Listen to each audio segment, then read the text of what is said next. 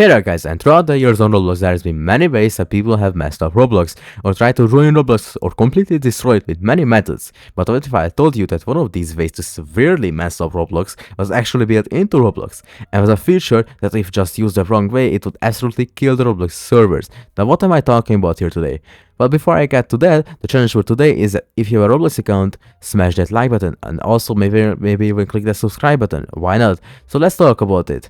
So let's talk about bytecode first. Now what is bytecode? Well, bytecode is program code that has been compiled from source code into low-level code designed for a software interpreter. It may be executed by a virtual machine or further compiled into machine code, which is recognized by the processor. All bytecode really is a type of code.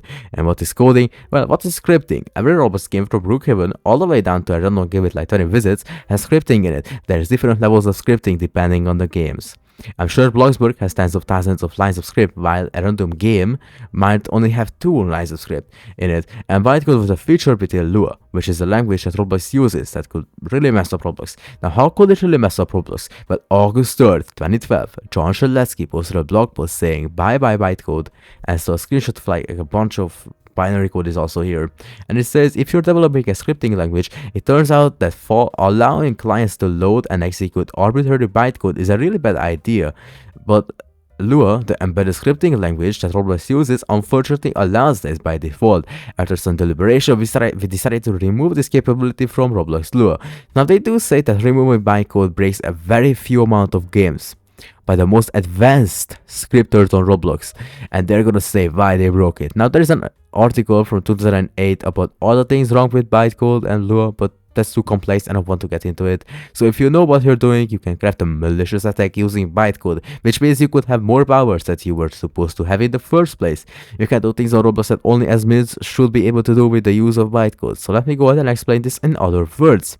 Okay, one of the functions of bytecode is called HTTP GET. Now, if you don't know what HTTP is, if you go to a website, say roblox.com, in the link it will say HTTP or HTTPS, and all that means is Hypertext Transfer Protocol. I think that's what it stands for. Don't get mad at me if it's not that.